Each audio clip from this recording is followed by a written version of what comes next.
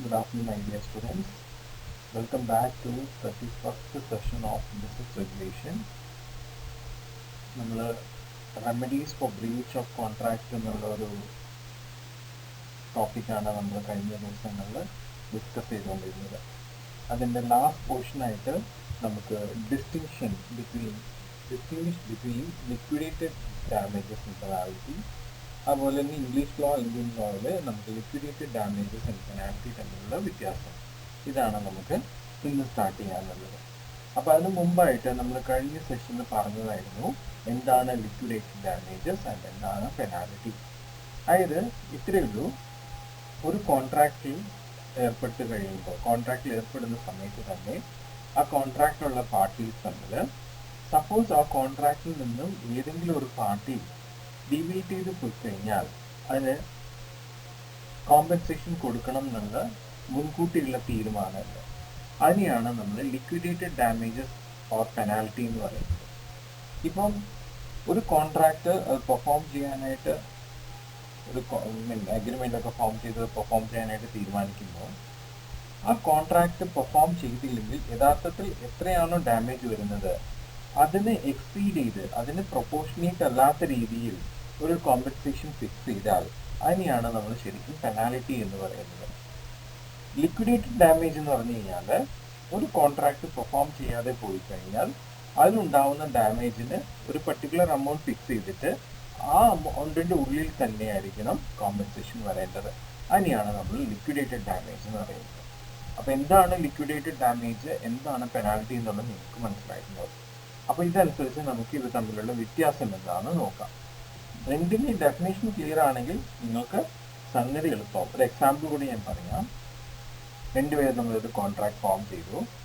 അതിൽ അവർ തമ്മിൽ ഒരു കൊടുക്കൽ വാങ്ങലാണ്. 10,000 rupees കൊടുക്കാം എന്നുള്ളൊരു തീരുമാനമാണ്.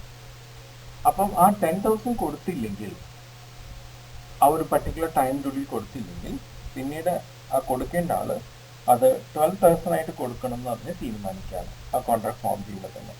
അപ്പോൾ ഈ 12,000 എന്ന് പറയുന്നത് it is not proportionate to 10,000. അപ്പോൾ അതുകൊണ്ട് അത് അങ്ങനെയുള്ള ഒരു കോമ്പൻസേഷൻ നമ്മൾ പെനാലിറ്റി എന്ന് പറയുന്നത്. ഇനി സെക്കൻഡ് കേസിൽ 10,000 പറഞ്ഞു, എന്നിട്ട് ആ സ്റ്റിപ്പുലേറ്റഡ് ടൈമിൽ, ആ പറഞ്ഞ ടൈമിൽ ലൈക്ക് അത് കൊടുത്തില്ലെങ്കിൽ 12,000 ആയിട്ട് കൊടുക്കാനായിട്ട് കോമ്പൻസേഷൻ തീരുമാനിച്ചു. പക്ഷേ ആ compensation it should not exceed 12,000. ആ 10,000 12,000 ഇടയ്ക്ക് ഏതെങ്കിലും ഒരു എമൗണ്ട് ഫിക്സ് ചെയ്യാം എന്ന് പറയുമ്പോൾ അതിനെയാണ് നമ്മൾ ലിക്വിഡേറ്റഡ് ഡാമേജ് എന്ന് പറയുന്നത്. ഇനി ഡിഫറൻസ് നോക്കൂ. ആ ഒരു എക്സാമ്പിൾ സെൻസിൽ വെച്ച് നോക്കിയിട്ട് നിങ്ങൾക്ക് ഡിഫറൻസ് നോക്കി കഴിഞ്ഞാൽ എളുപ്പം മനസ്സിലാവും. If the sum payable is so large as to be far in excess of the probable damages on which, അതായത് നമുക്ക് കോമ്പൻസേഷൻ പറഞ്ഞിട്ടുള്ള എമൗണ്ട് നമ്മളുടെ ഡാമേജ് ആവുന്ന എമൗണ്ടിലും കൂടുതലാണെങ്കിൽ അഫ്കോഴ്സ് ഇറ്റ് ഇസ് പെനാൽറ്റി. ഇനി ഏതെങ്കിലും ഒരു പർട്ടിക്കുലർ ഡേറ്റിൽ ഒരു പേയ്മെന്റ് നടത്തണം എന്ന് പറഞ്ഞു, അത് നടത്തിയില്ലെങ്കിൽ ഫർദർ ആയിട്ട് അതിനൊരു പർട്ടിക്കുലർ കോമ്പൻസേഷൻ നമ്മൾ ഫിക്സ് ചെയ്തിട്ടുണ്ടെങ്കിൽ അതിനെയും നമ്മൾ എന്തെന്ന് പറയുന്നു, നമ്മൾ പെനാൽറ്റി എന്ന് തന്നെയാണ് പറയുന്നത്. ഓക്കെ. ഇനി മൂന്നാമത്തെ ഡിഫറൻസ് പറയുന്നത് എന്താ വെച്ച് കഴിഞ്ഞാൽ, ഇപ്പം എന്തെങ്കിലും ഒരു എമൗണ്ട് നമ്മൾ കോമ്പൻസേഷനായിട്ട് കുറച്ച് കൂടുതലായിട്ടുള്ള എമൗണ്ട്, ദാറ്റ് മീൻസ് നമ്മളുടെ ഡാമേജ് എത്രയാണോ വരുന്നത് അതിലും കൂടുതലായിട്ട് വരുന്നത്, അതിക്രമിച്ച് വരുന്ന എമൗണ്ട് എന്നാണെങ്കിൽ തീർച്ചയായിട്ടും കോർട്ട് അതിനെന്ത് ചെയ്യും, പെനാൽറ്റി ആയിട്ട് തന്നെയാണ് തീരുമാനിക്കുക, അതിനെ ലിക്വിഡേറ്റഡ് ഡാമേജ് ആയിട്ട് തീരുമാനിക്കില്ല. ഇനി ഫൈനലായിട്ട് ഒരു ഡിഫറൻസ് വരുന്നത് എന്താ വെച്ച് കഴിഞ്ഞാൽ, നമ്മളുടെ പെനാൽറ്റി എന്ന് ഉദ്ദേശിക്കുന്നത് അഫ്കോഴ്സ് അത് കേൾക്കുമ്പോൾ തന്നെ നമുക്കറിയാം നമ്മളുടെ ഡാമേജിലൂടെ ഉണ്ടാവുന്ന എമൗണ്ടിനും കൂടുതലായിട്ടുള്ള ഒരു എമൗണ്ടാണ്. ഇത് ആക്ച്വലി ഇങ്ങനെ പെനാൽറ്റി ഫിക്സ് ചെയ്യുന്നത് മറ്റാളെ, അതായത് ആ കോൺട്രാക്റ്റിൽ നിന്നും ഡീവിയേറ്റ് ചെയ്ത് പോവാതെ അവരെ പേടിപ്പെടുത്താൻ വേണ്ടിയിട്ടാണ് അത് ചെയ്യുന്നത്. അതാണ് ഇൻറ്റോറം ഓഫ് ഒഫൻഡിങ് പാർട്ടി. പക്ഷെ ലിക്വിഡേറ്റഡ് ഡാമേജ് എന്ന് വെച്ച് കഴിഞ്ഞാൽ ഇത് ജെന്യൂൻ ആണ്. ഡാമേജ് ഉണ്ടായാൽ അതിന് ഏകദേശം അതിന് ആനുപാതികമായിട്ടുള്ള ഒരു കോമ്പൻസേഷൻ എന്നുള്ള രീതിയിലാണ് ലിക്വിഡേറ്റഡ് ഡാമേജ് വരുന്നത്. അപ്പോൾ അത് ജെന്യൂൻ ആയിട്ടുള്ള പ്രീ എസ്റ്റിമേറ്റ് ആണ്. പക്ഷെ പെനാൽറ്റി എന്താണ്, ഇൻറ്റോറം ഓഫ് ഒഫൻഡിങ് പാർട്ടി. ശരിക്കും നമ്മളുടെ offending party, I mean breach ചെയ്യണം എന്ന് തോന്നുന്ന ആളെ ഒന്ന് പേടിപ്പെടുത്താൻ വേണ്ടിയിട്ടാണ് പെനാൽറ്റി വരുന്നത്. അപ്പോൾ ഇതൊക്കെയാണ് നമ്മളുടെ പെനാൽറ്റി ആൻഡ് ലിക്വിഡേറ്റഡ് ഡാമേജസിൻ്റെ ഡിഫറൻസ്. മനസ്സിലായല്ലോ? ഓക്കെ.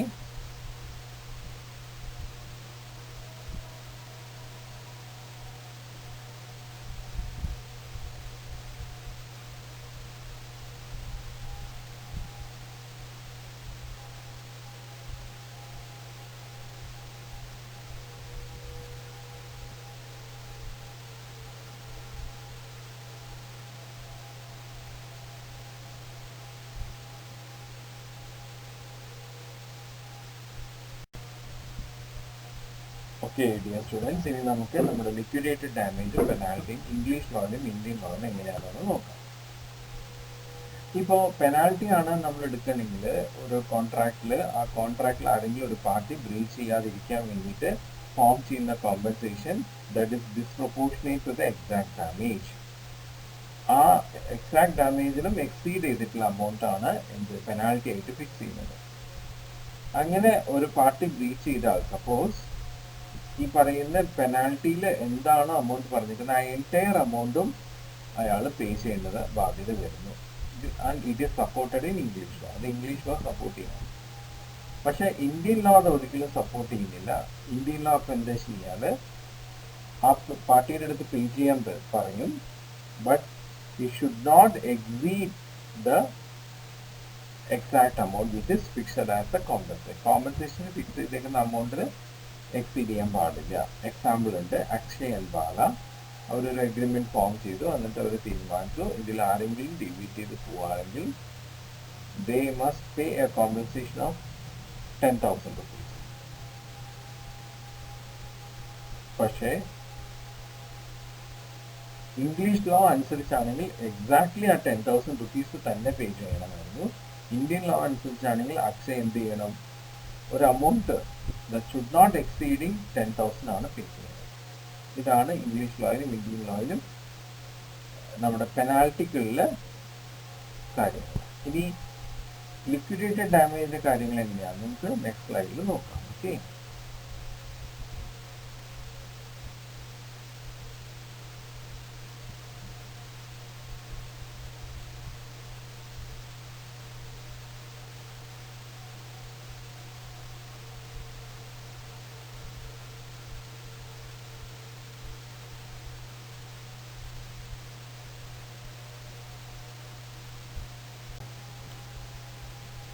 ഓക്കെ. ഇനി ഇംഗ്ലീഷ് ലോയിലും ഇന്ത്യൻ ലോയിലും ഒരേപോലെയാണ് ലിക്വിഡേറ്റഡ് ഡാമേജ് കൺസിഡർ ചെയ്യുന്നത്. അതായത് എന്താണ് ഡിസ്പ്രൊപ്പോർഷനേറ്റ് ആയിട്ട് ഒരു കോമ്പൻസേഷൻ ഫിക്സ് ചെയ്തിരിക്കുന്നത് അതിൻ്റെ ഉള്ളിലുള്ള ഒരു റീസണബിൾ അമൗണ്ട് ആയിരിക്കണം എന്ത് ലിക്വിഡേറ്റഡ് ഡാമേജസ്.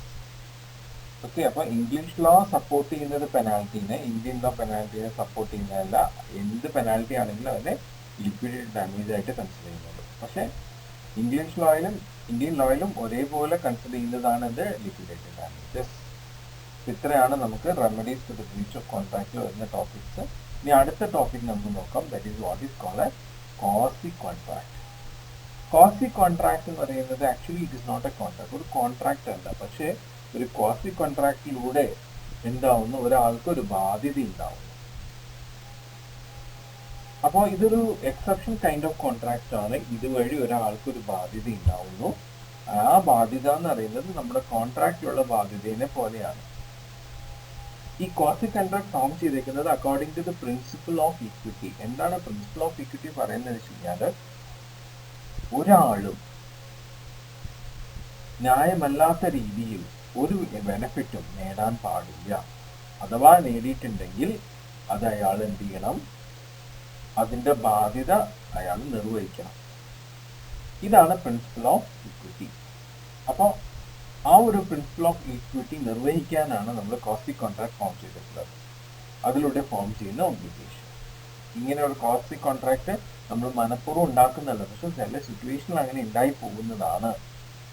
ഓക്കെ, പിന്നെ ഈ കോസി കോൺട്രാക്റ്റിൽ ഇംപ്ലൈഡ് ആയിട്ടുള്ള ഒരു ഒബ്ലിഗേഷൻസ് ഉണ്ട്. അത് നമ്മളുടെ കോൺട്രാക്റ്റിലുള്ള പോലത്തെ ഒബ്ലിഗേഷനാണ്. അപ്പം അതുകൊണ്ട് നമ്മൾ കോസി കോൺട്രാക്റ്റിനെ ഇംപ്ലൈഡ് കോൺട്രാക്ട് എന്നും പറയാം. ഓക്കെ,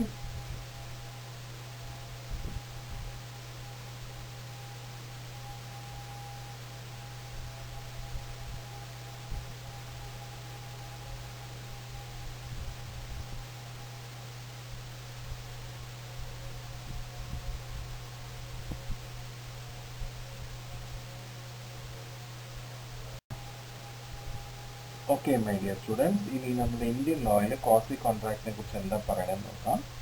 കോസി കോൺട്രാക്റ്റിനെ കുറിച്ച് പറയുന്നത് ഇങ്ങനെയാണ്: നമ്മുടെ നോർമൽ കോൺട്രാക്റ്റിൽ ഉണ്ടാവുന്ന റിലേഷൻഷിപ്പിന് റിസംബിൾ ആയിട്ടുള്ള റിലേഷൻഷിപ്പ് കോസി കോൺട്രാക്ട് ഫോം ചെയ്യുന്നത്. ഈ റിലേഷന്റെ ഫലമായിട്ടാണ് ഒരാൾക്ക് ഒരു പാർട്ടിക്ക് ഒബ്ലിഗേഷൻ ഉണ്ടാവുന്നത്. സപ്പോസ് അയാളുടെ ഒബ്ലിഗേഷൻ അയാൾ നിർവഹിച്ചില്ല, അതിനെ ഡിഫോൾട്ട് വരുത്തിയില്ലെങ്കിൽ അതിന്റെ ബുദ്ധിമുട്ട് അനുഭവിക്കുന്ന പാർട്ടിക്ക് എന്ത് ചെയ്യാം, ഈ ഒബ്ലിഗേഷൻ ഉള്ള പാർട്ടിയിൽ നിന്നും കോമ്പൻസേഷൻ ഈടാക്കാം. അതാണ് ഇന്ത്യൻ ലോ പറയുന്നത്. എക്സാമ്പിൾ നോക്കൂ. രോഹിത്, വിമൽ ആൻഡ് കമൽ. രോഹിത് എന്ത് ചെയ്തു വെച്ച് കഴിഞ്ഞാൽ ആളുടെ സെർവന്റെ അടുത്ത് പറയാണ് നമ്മളുടെ വിമലിന് നമ്മുടെ കുറച്ച് ഗുഡ്സ് കൊണ്ട് ഡെലിവറി ചെയ്യണം. രോഹിത്തിന്റെ സെർവന്റ് എന്ത് ചെയ്തു, ഗുഡ്സ് കൊണ്ടുപോയി വിമലാണെന്ന് വിചാരിച്ച് കമൽ എന്ന് പറഞ്ഞ വേറൊരാൾക്ക് ആ ഗുഡ്സ് ഡെലിവറി ചെയ്തു. കമൽ ആ ഗുഡ്സ് റിസീവ് ചെയ്ത് അയാളെ കൺസ്യൂം ചെയ്യുകയും ചെയ്തു. ഇപ്പോ കമലും രോഹിത്തും തമ്മിൽ ഒരു റിലേഷൻ ഫോം ചെയ്യണം, റിസംബ്ലിംഗ് റിലേഷൻ. കാരണം ഈ രോഹിത്തും കമലും തമ്മിൽ ഒരു കോൺട്രാക്ട് ഒന്നും ഇല്ല, പക്ഷെ എങ്കിലും ഇപ്പൊ രോഹിത്തിന്റെ ഗുഡ്സ് ഈ കമല് കൺസ്യൂം ചെയ്തത് കൊണ്ടാണ്, മീൻ അറിയാതെ കൺസ്യൂം ചെയ്തുകൊണ്ട് ഒരു റിസംബ്ലിംഗ് റിലേഷൻ ഫോം ചെയ്യുന്നു, ഒരു ക്വാസി കോൺട്രാക്ട് ഫോം ചെയ്യുന്നു. അങ്ങനെ കമലിന് ഒരു ഒബ്ലിഗേഷൻ ഫോം ചെയ്യാണ്. ഒബ്ലിഗേഷൻ പ്രകാരം രോഹിത്തിന്റെ എത്ര ഗുഡ്സ് ആണോ കമൽ കൺസ്യൂം ചെയ്തത്, ആ കൺസ്യൂം ചെയ്ത ഗുഡ്സിന്റെ വാല്യൂ രോഹിത്തിന് റീപേ ചെയ്യണം. അതുപോലെ രോഹിത്തിന് അയാളുടെ ഗുഡ്സിന്റെ വാല്യൂ, കമൽ കൺസ്യൂം ചെയ്തിട്ടുള്ള അയാളുടെ ഗുഡ്സിന്റെ വാല്യൂ അയാളിൽ നിന്ന് ഈടാക്കാനുള്ള അവകാശമുണ്ട്. ഇതാണ് എന്ത്, ക്വാസി കോൺട്രാക്ട്. ഇനി ക്വാസി കോൺട്രാക്റ്റും നോർമൽ കോൺട്രാക്റ്റും തമ്മിലുള്ള വ്യത്യാസം എന്താണെന്ന് നമുക്ക് അടുത്ത സ്ലൈഡിൽ കാണാം. ഓക്കെ,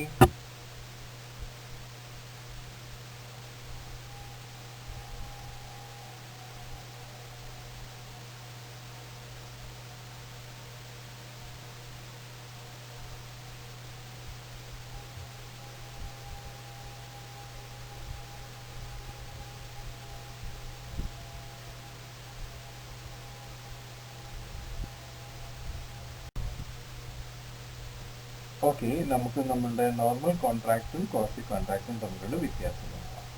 ഒരു നോർമൽ കോൺട്രാക്റ്റിൽ രണ്ട് പാർട്ടീസും തമ്മിൽ അവരുടെ സ്വമനസാലെ എക്സ്പ്രസ് ചെയ്തിട്ട് എന്ത് ചെയ്യുന്നു, ക്രിയേറ്റ് ചെയ്യുന്നതാണ് ഒബ്ലിഗേഷൻ. പക്ഷെ ക്വാസി കോൺട്രാക്റ്റിൽ ഉണ്ടാവുന്ന ഒബ്ലിഗേഷൻ അത് നമ്മളുടെ കോൺട്രാക്റ്റിൽ ക്രിയേറ്റ് ചെയ്യുന്ന ഒബ്ലിഗേഷനായിട്ട് റിസംബിൾ ചെയ്യുന്നതാണ്. ഇത് എക്സാക്ട്ലി അത് ശരിക്കും രണ്ടുപേരും വിൽഫുള്ളി ഉണ്ടാക്കിയിട്ടുള്ള ഇതല്ല, ഒബ്ലിഗേഷൻ അല്ല. ഇനി രണ്ടാമത്തെ ഒരു ഡിഫറൻസ് പറയുന്നത്, നമ്മുടെ ക്വാസി കോൺട്രാക്റ്റിൽ ദർ ഇസ് നോ അഗ്രിമെന്റ്, പക്ഷെ നമ്മളുടെ കോൺട്രാക്റ്റിൽ ദർ ഇസ് അഗ്രിമെന്റ്. നമുക്കറിയാം contract is equal to agreement plus obligation by law ആണ്, അല്ലേ? അതാണ്.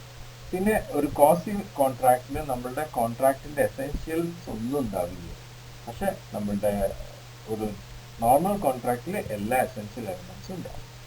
പിന്നെ ഫൈനലി ക്വാസി കോൺട്രാക്ട് എപ്പോഴും നമ്മുടെ കോൺട്രാക്റ്റിനെ റിസംബിൾ ചെയ്യുന്നതാണ്, ഫുൾ ഫ്ലെഡ്ജ് ആയിട്ടല്ല.